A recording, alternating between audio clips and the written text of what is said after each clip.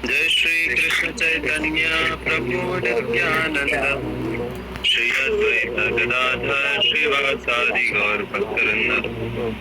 हरे कृष्णा कृष्णा कृष्णा हरे हरे, हरे राम राम राम हरे हरे।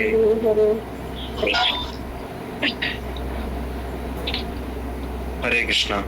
तो आप में से कोई रिसाइट करना चाहेगा shloka? Hare Krishna, can I try? या प्लीज, श्योर, यस। श्लोक आपके सामने है।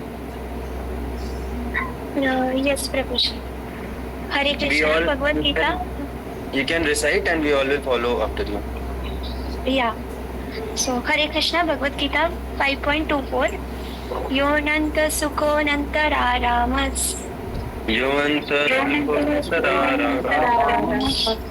तथान्तर ज्योतिरेव यः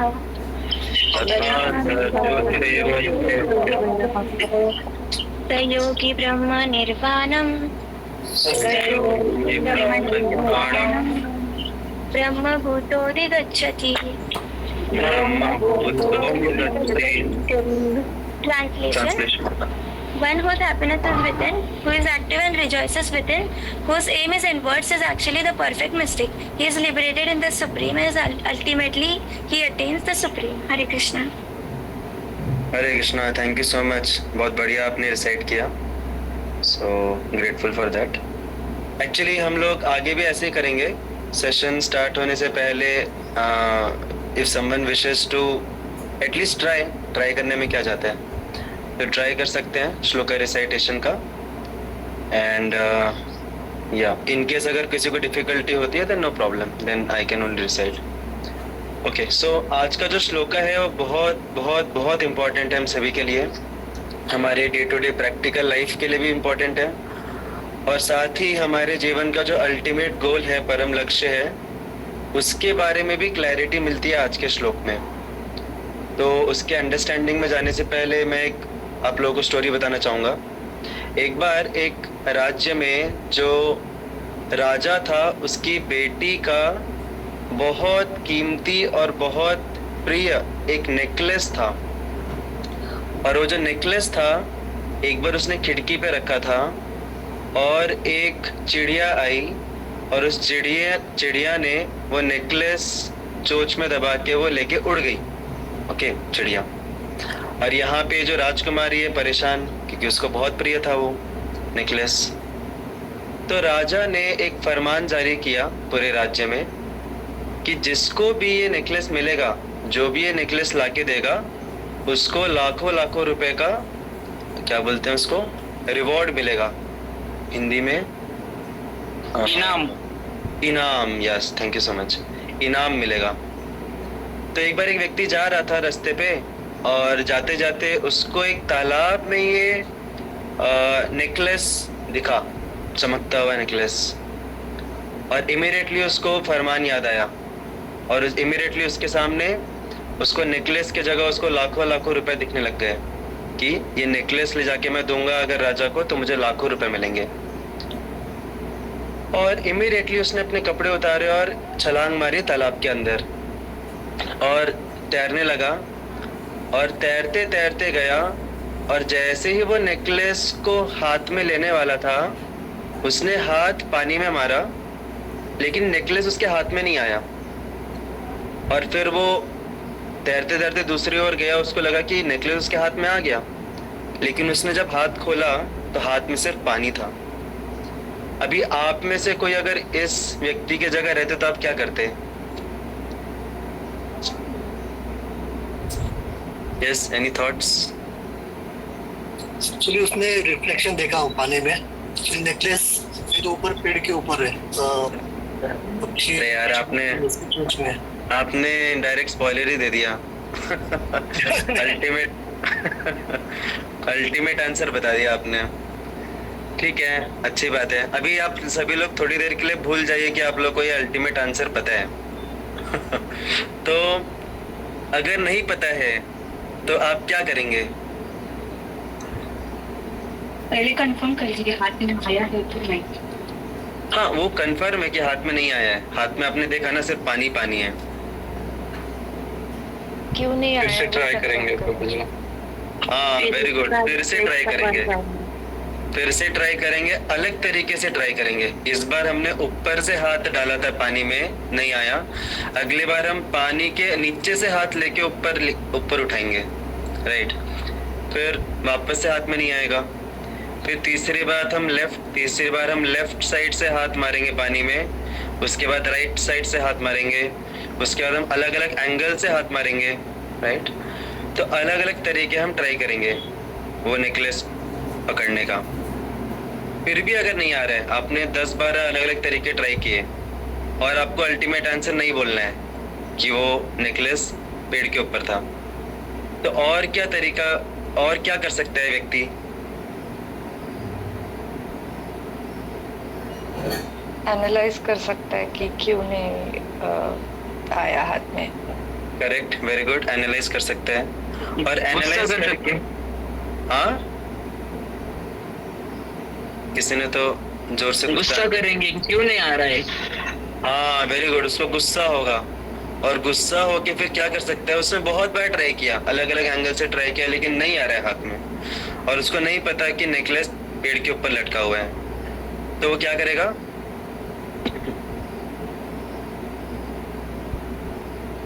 छोड़ देगा प्रभु जी, कोशिश कर। एग्जैक्टली, यही आंसर मुझे चाहिए था, छोड़ देगा। तो उसी प्रकार से इस संसार में भी हम अलग अलग स्रोतों से, अलग अलग माध्यमों से हम आनंद की प्राप्ति करने का प्रयास करते हैं। हमको लगता है कि आनंद है, हमें किन किन चीजों में आनंद लगता है कि आनंद मिलेगा इस दुनिया में? भक्ति को छोड़ दीजिए, अल्टीमेट आंसर पे नहीं आना है। इस संसार में किन किन चीजों में हमको लगता है कि आनंद मिलेगा?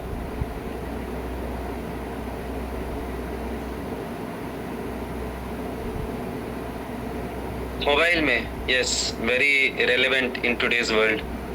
मोबाइल में हमको आनंद की खोज रहती है, और पिक्चर देखने में, इंद्रियों को सुख देने में, इंद्रियों को सुख देने में, फैमिली में, सेंस ग्रेटिफिकेशन में, वेरी गुड, फ्रेंड्स में, अच्छी संतान होने में, कुछ उपलब्धियां प्राप्त करने में, राइट।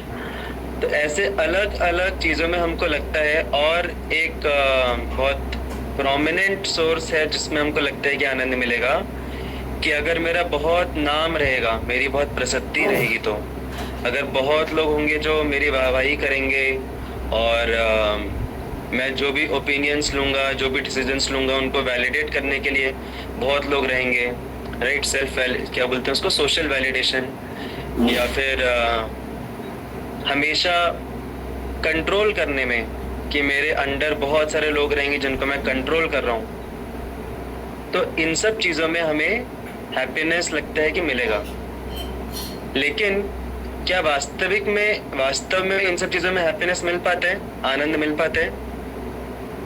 जैसे वो व्यक्ति है, उसको लग रहा है, जब तक उसने हाथ मारा पानी में, तब तक उसको लग रहा था कि मिलेगा मिलेगा मिलेगा, इसलिए तो वो इतना मेहनत करके स्विमिंग कर रहा था। और हाथ मारने के बाद भी उसको लगा कि मुझे मिल गया है, लेकिन बाद में आगे जाके देखा तो उसके हाथ में सिर्फ पानी पानी था, नेकलेस नहीं था। तो वैसे ही हमको लगता है कि मिलेगा हमें आनंद, वो चीज मिल गई तो बस आनंद ही आनंद मिलेगा, लगता है। और फील भी होता है कि कुछ तो ऐसा लग रहा है आनंद जैसा, बट सेटिस्फैक्शन मिलता है क्या? संतुष्टि मिलती है क्या? कि चलो अभी बहुत मोबाइल देख लिया, आज बहुत मोबाइल देख लिया, अभी आगे से बंद मोबाइल देखना, आज अभी संतान हो गई, बस अभी सेटिस्फाइड, अभी आगे और कुछ नहीं चाहिए जीवन में। तो अगर हमें वास्तविक आनंद मिलता इन चीज़ों में, तो हम पूर्ण रूप से संतुष्ट हो जाते, और फिर हमारे हृदय में वो हैंकरिंग नहीं रहता, वो इच्छा नहीं रहती कि और चाहिए और चाहिए, ये भी चाहिए वो भी चाहिए। तो इस संसार में सामान्यतः, जैसे हमने यहाँ पे डिस्कस किया, कि जब हमें नहीं मिलती है, जब उस व्यक्ति को नेकलेस नहीं मिला, तो उसने क्या सोचा? शायद मैंने सही तरीके से नहीं किया, शायद मैंने सही एंगल से हाथ नहीं मारा, कुछ तो गड़बड़ हुई होगी, अभी मैं अलग तरीके से ट्राई करूंगा। तो उसी प्रकार से हम कितना भी आनंद का भोग करने का प्रयास करें इस संसार में, फिर भी पूर्ण रूप से सेटिस्फैक्शन नहीं मिलता है, पूर्ण रूप से संतुष्टि नहीं मिलती है। अंदर फिर भी कुछ ना कुछ कमी रह जाती है जो हमें प्रेरित करती है कि चलो इसमें नहीं मिला आनंद, उसमें ढूंढते हैं, उसमें नहीं मिला आनंद, किसी और चीज में ढूंढते हैं, उसमें भी नहीं मिला, हो सकता है मैंने सही तरीके से ट्राई नहीं किया, हो सकता है मेरे ग्रह नक्षत्रों ने साथ नहीं दिया मेरा। तो इस प्रकार से हम ढूंढते रहते हैं हैप्पीनेस। और फिर कुछ ज्ञानी लोग क्या करते हैं, उनको समझ में आ जाता है, उनको इतना एक्सपीरियंस मिल जाता है कि उनको समझ में आ जाता है कि नहीं मिलेगा मुझे हैप्पीनेस, मैं कितना भी ट्राई कर लूं, ठीक है थोड़ी समय के लिए प्लेजर मिलेगा। प्लेजर और हैप्पीनेस में फर्क होता है, हमने कई बार पहले भी डिस्कस किया है। प्लेजर एक एक्सपीरियंस है कि मजा आया, तो मजा हो सकता है आए, लेकिन हैप्पीनेस का एक बहुत इंपॉर्टेंट कंपोनेंट होता है सेटिस्फैक्शन, संतुष्टि। तो प्लेजर से कभी संतुष्टि नहीं मिलती, लेकिन हैप्पीनेस जो आनंद है उसमें संतुष्टि मिलती है कि बस मिल गया, अभी और कुछ नहीं चाहिए जीवन में, अभी मैं संतुष्ट हूँ पूरी तरीके से। तो ये संतुष्टि नहीं मिल पाती है हमें जीवन में, चाहे हम कुछ भी प्रयत्न करें। हमें लगता है कि मिलेगी, लेकिन मिलने के बाद फिर हृदय में कुछ और इच्छाएं होने लग जाती है कि अभी हमें वो चाहिए, क्योंकि वो जो अंदर सेटिस्फैक्शन था वो नहीं मिल पाया। तो कुछ जो ज्ञानी लोग रहते हैं वो लोग समझ जाते हैं कि इस संसार में हम कुछ भी प्राप्त करें, कितना भी हम प्लेजर सीख कर लें, लेकिन वास्तविक आनंद और वास्तविक संतुष्टि नहीं मिल पा रही है। तो ऐसे लोग क्या करते हैं, जैसे वो व्यक्ति फ्रस्ट्रेट हो गया, अरे कितना भी मैं अलग अलग जगह से जा रहा हूँ लेकिन नेकलेस हाथ में ही नहीं आ रहा, सिर्फ लग रहा है कि हाथ में आएगा लेकिन आ नहीं रहा है। तो ऐसे में फ्रस्ट्रेट होकर वो क्या बोलेगा, अरे भाड़ में जाइए, सब नेकलेस वेकलेस कुछ नहीं होता, सब मन का वहम है, सब इल्यूजन है, सब कुछ भ्रम है, सब कुछ माया है, और मैं तो अभी और मेहनत नहीं करूंगा। ऐसे करके वो उस संघर्ष को ही छोड़ देता है। तो ऐसे कुछ लोग रहते हैं जो कि त्याग देते हैं हर चीज को। तो यहाँ पे भगवान क्या बता रहे हैं उसको, निर्वाणम। यहाँ पे हम श्लोक में वापस से जाएंगे। तो यहाँ पे ब्रह्म निर्वाणम का एक वर्ड आ रहा है, जिसमें निर्वाणम वर्ड आप लोगों ने सुना है? किस किस ने सुना है निर्वाणम शब्द पहले कभी? निर्वाण, कोई ऐसा है जिसने नहीं सुना पहले कभी निर्वाण शब्द? बहुत कॉमन शब्द है एक्चुअली। तो निर्वाण, अच्छा काफी लोगों ने नहीं सुना है। तो ये जो निर्वाण शब्द है ये जनरली कौन से ट्रेडिशन में यूज किया जाता है?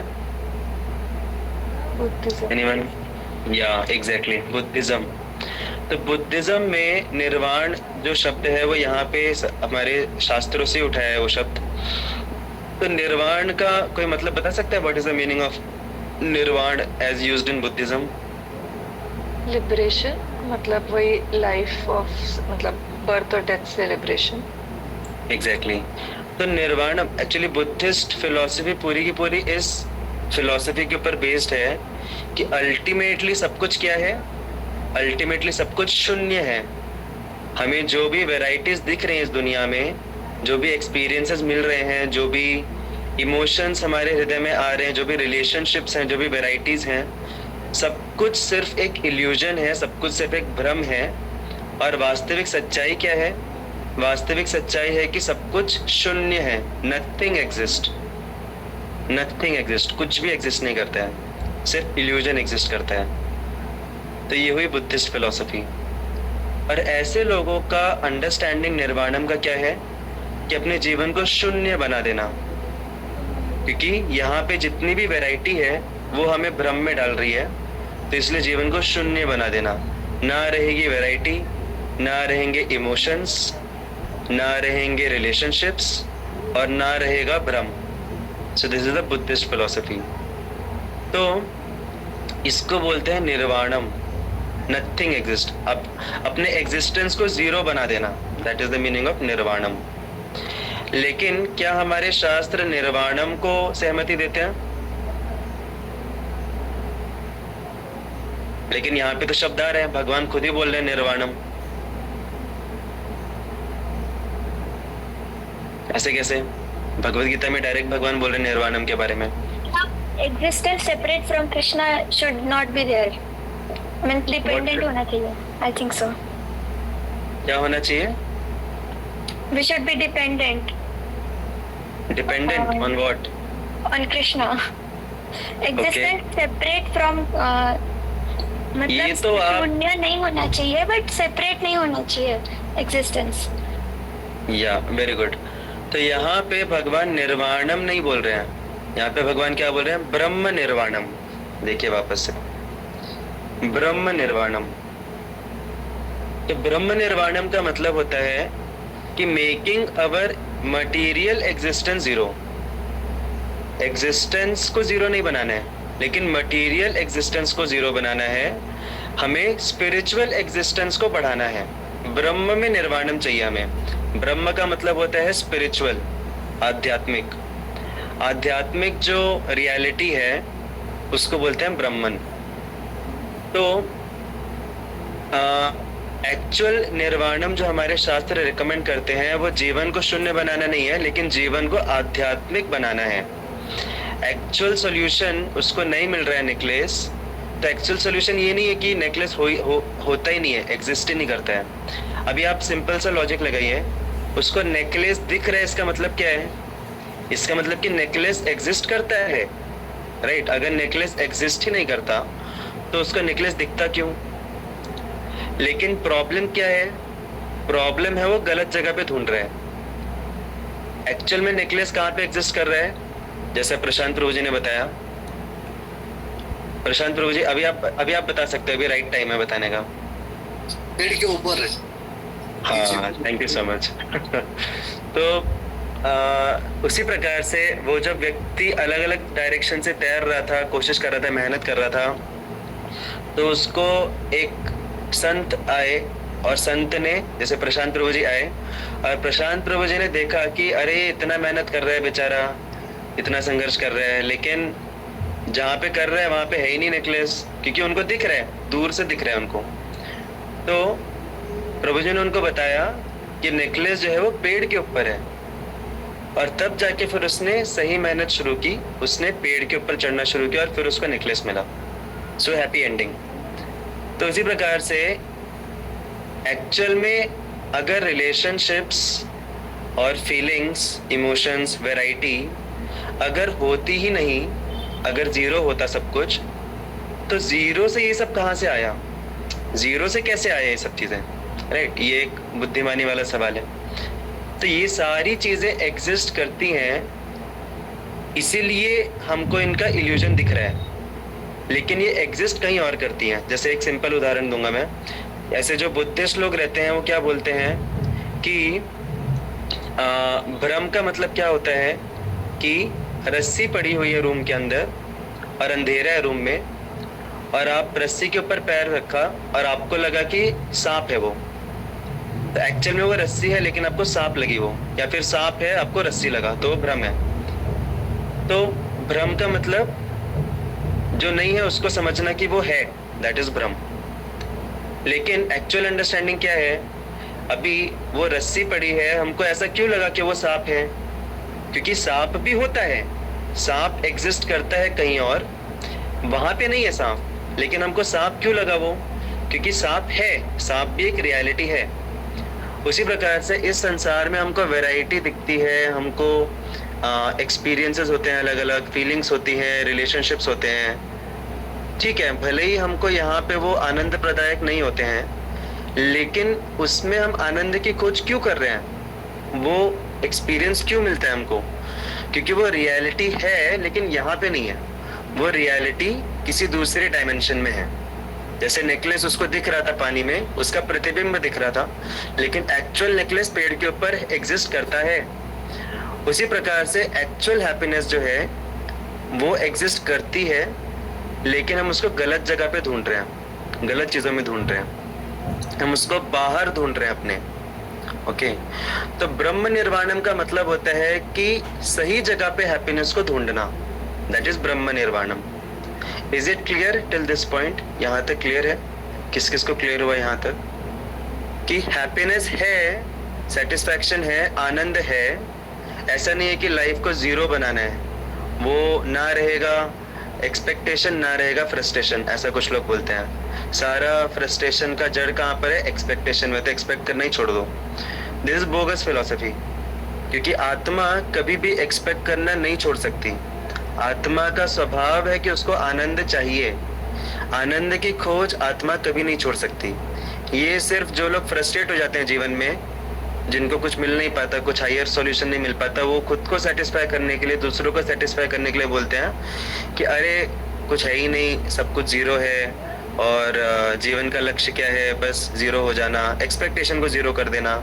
अब तो इसको श्रील प्रभुपाद बोला करते थे कि ये जो फिलॉसफी है, जीवन को शून्य बना देना, ये एक स्पिरिचुअल सुसाइड है, स्पिरिचुअल आत्महत्या, आध्यात्मिक आत्महत्या।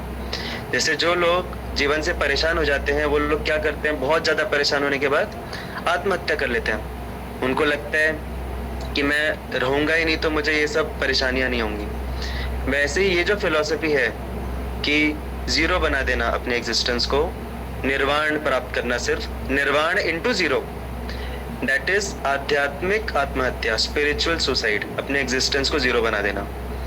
लेकिन हमारे शास्त्र हमें हमारे एग्जिस्टेंस को जीरो बनाने को नहीं बोलते, हमारे शास्त्र हमारे एग्जिस्टेंस को पॉजिटिव बनाने को बोलते हैं। And that positive is Brahma निर्वाणम, not only निर्वाणम but Brahma निर्वाणम।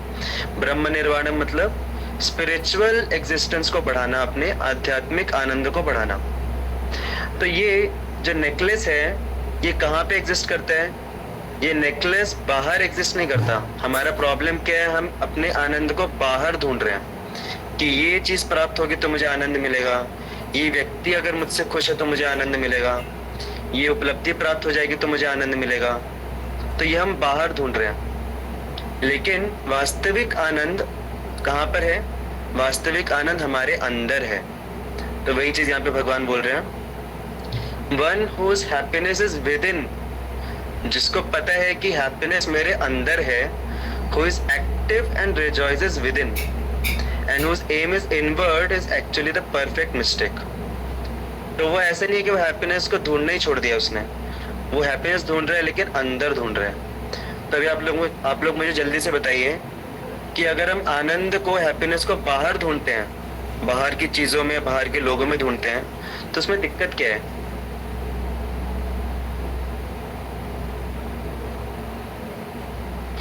Like we won't be independent, we'll be always dependent on that external source to get happiness. That is one of amazing understanding, very good।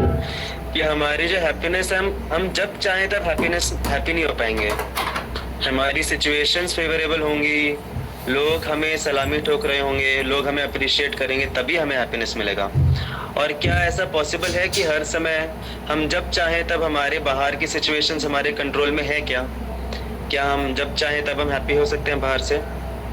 नहीं हो सकते, कभी भी कुछ भी हो सकता है। तो सोचिए हमारा हैप्पीनेस जो है कितना अनस्टेबल है अगर वो बाहर की चीज़ों पे डिपेंडेंट है। तो कभी भी कोई भी चीज़ हमें हर्ट कर सकती है, राइट? तो this is very good, very perfect understanding कि हम डिपेंडेंट हो जाते हैं बाहर की चीज़ों पे और लोगों पे हमारे हैप्पीनेस के लिए। किसी ने अगर हमें सही तरीके से नहीं बोला, भले ही हो सकता है जानबूझ के ना बोला हो, किसी ने हो सकता है कि हमने बहुत उसकी हेल्प की लेकिन उसने सही से रेसिप्रोकेट नहीं किया। और लोगों के लिए कुछ बड़ी बात नहीं है, कई बार लोग डील कर देते हैं, उनको पता भी नहीं चलता कि उनकी डीलिंग से सामने वाले को क्या फीलिंग हुई है, क्या हर्ट हुआ है कि नहीं। हमने कभी एक्सपीरियंस किया इस चीज़ का?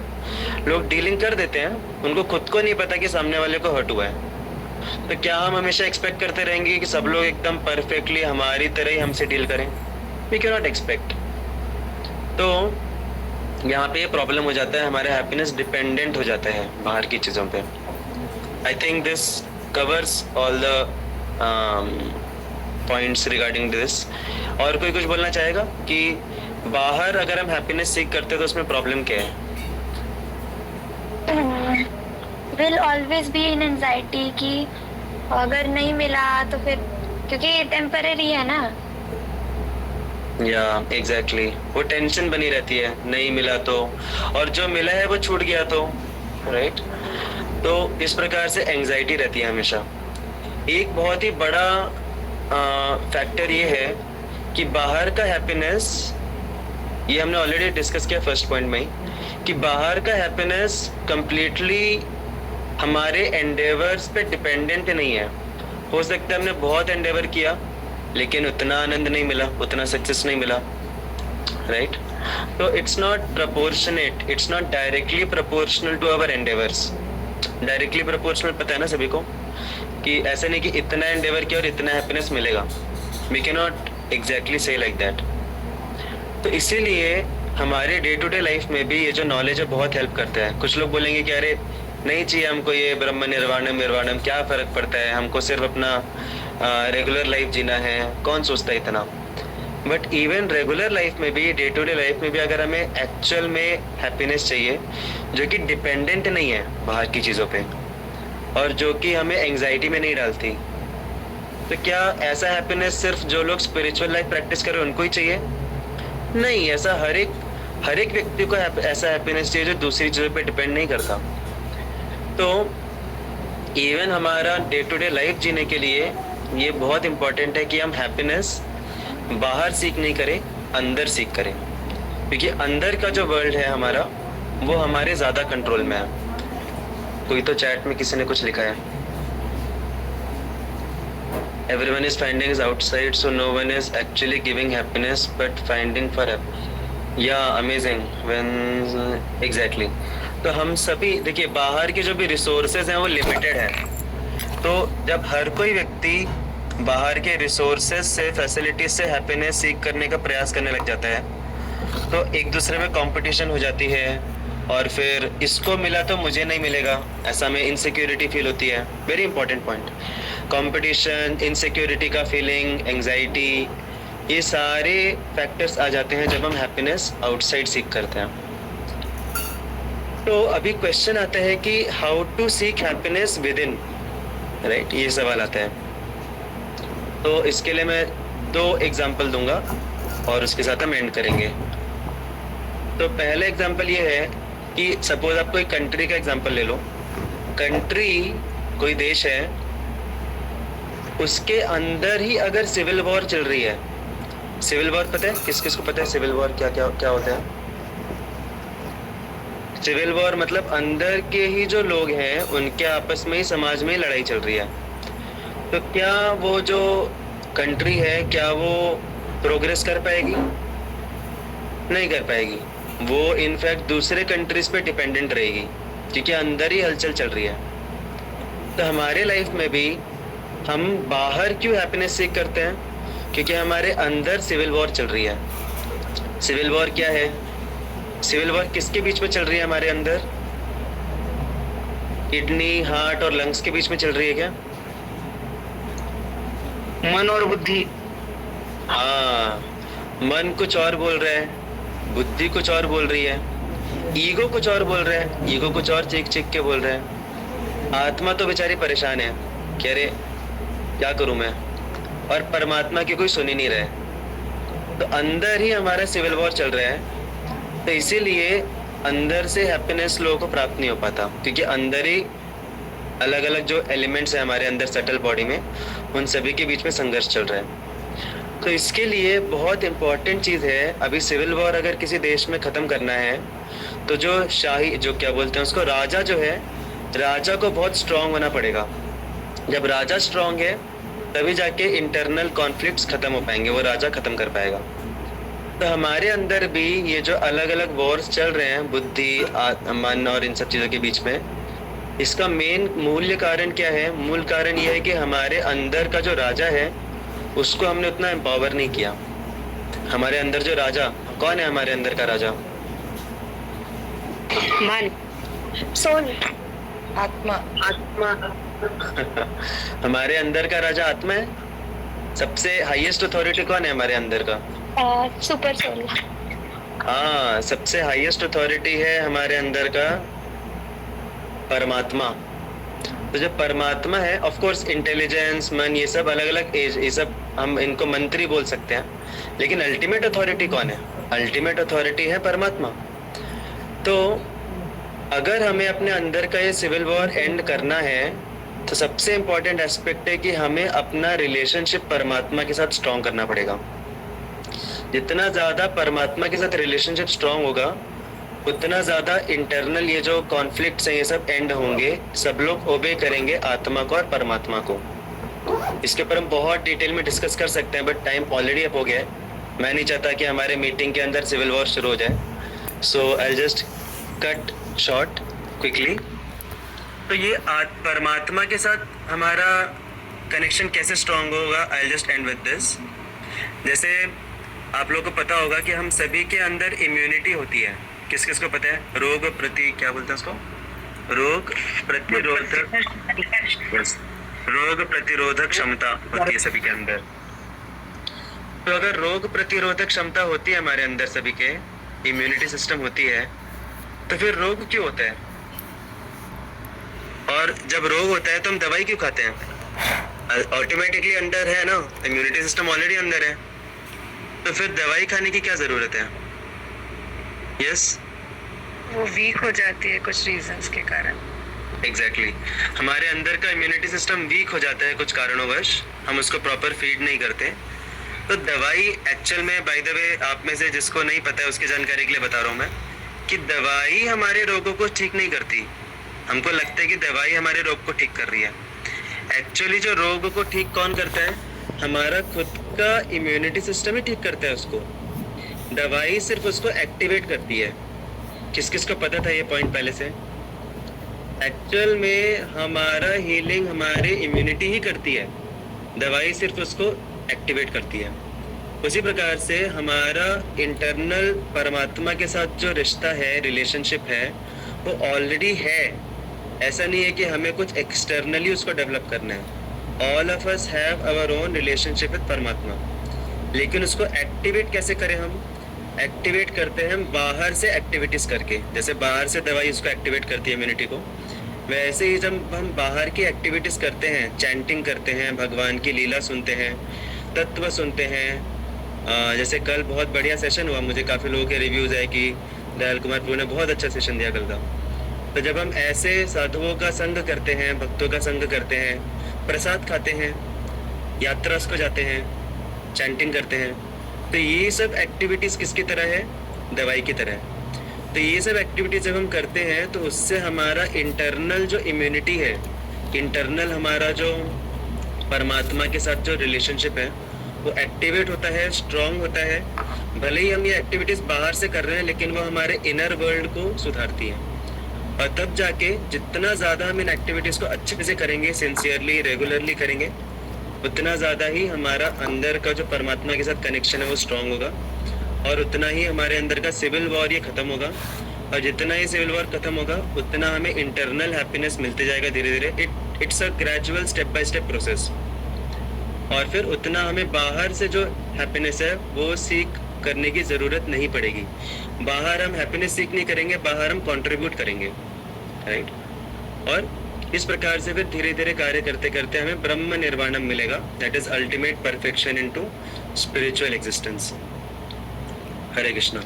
Thank you so much for your active participation and staying till the end. And again, sorry for extending little bit, but I know concept complete नहीं किया तो फिर incomplete understanding is not proper. हरे कृष्णा। श्रीमद् भगवद गीता की जय। तेरा प्रभुपाद की जय। Thank you so much. Hare Krishna Krishna Krishna Hare Hare, Hare Ram Ram Ram.